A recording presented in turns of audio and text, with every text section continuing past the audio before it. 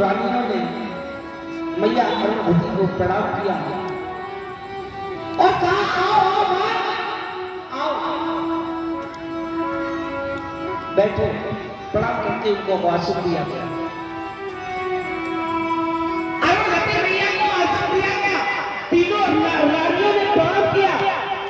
मालूम चला राजा दशरथ को कि आज हमारे घर में अरुंधति मैया का आगमन हुआ है। राज को छोड़ करके अरुंधति मैया के पास आए और उनके चरणों में प्रणाम करने लगे और जैसे राजा दशरथ ने झुकने प्रणाम किया, झुकने लगे तो अरुंधति मैया के गोद में बालक था तो अरुंधति ने उस बालक की चुकौती काटी। मतलब चुकौती उतने नोच लेते हैं और जैसे नोचा तो वो बालक रोने लगा। बालक चीख कर राजा दशरथ ने पूछा मां क्या हुआ, इस बालक को क्या हो गया। आज अरुंधति मैया ने कह दिया राजा दशरथ से ये बालक आपको देखकर डर रहा है। क्यों? क्योंकि राजा दशरथ के जीवन में माता जी एक ही डर लग रहा है अभी तक, क्योंकि ये निपुती राजा है। अरुंधति मैया ने कहा तुम्हारे राजा कोई संतान नहीं है, आपने बालक डर रहा है, आप दूर हो जाओ। माता जी राजा दशरथ को बात आंखों में आंसू आ गए। चौथा सवाल बात लग जाए डॉक्टर साहब, इस शरीर में बात लग जाए तो रातों रात इस लोधीपुर में 10 डिग्री मृदा जमीन खड़क जाए। अब बात शरीर में लग जाए तो फिर 2 दिन बाद नामा हो गया। आज राजा दशरथ के नेत्रों में आंसू अपनी देवी के पास कौशल्या के पास तीनों रानियां खड़ी हैं कर जुड़े हुए।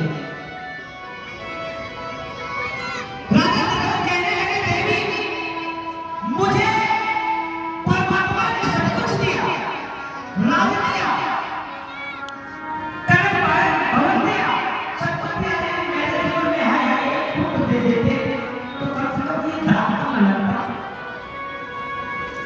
अगर मुझे काम मांगा था धर्म किसका, अंधी और अंधों का। मुझे काम मांगा था अंधी और अंधों का, क्योंकि जिस समय मैं शिकार की और निकला हुआ था तो मुझे शिकार तो मिल गया, लेकिन मेरे द्वारा उन अंधी अंधों का जो पुत्र है सुना वो मेरे तीर कमान सुना। अंधी अंधों ने मुझे प्राप्त दिया और कहा कि राजा जिस तरह हम पुत्र के वियोग में हम प्राण को छोड़ रहे हैं, ये मेरा प्राण है कि एक दिन आप भी पुत्र के प्राण को छोड़ो।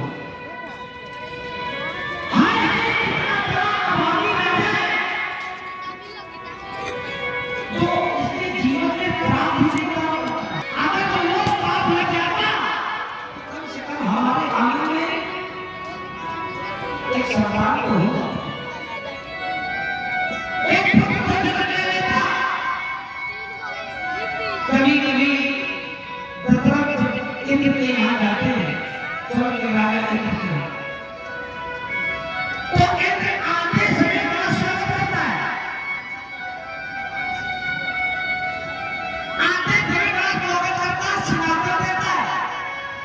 लेकिन जब वही राजा दशरथ इंद्र के यहाँ से अपने राज की ओर प्रवेश करते हैं तो वही इंद्र अपने मंत्री से कह करके उसी सिंहासन को धुलवाता है। क्योंकि इनके कोई संतान नहीं है, ये निपुती राजा है। जिस समय ये बात राजा दशरथ को मालूम चली कि मैं इतना बड़ा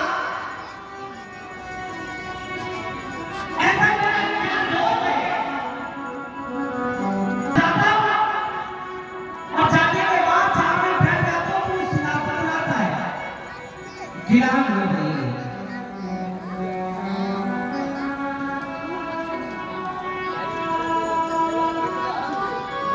एक बार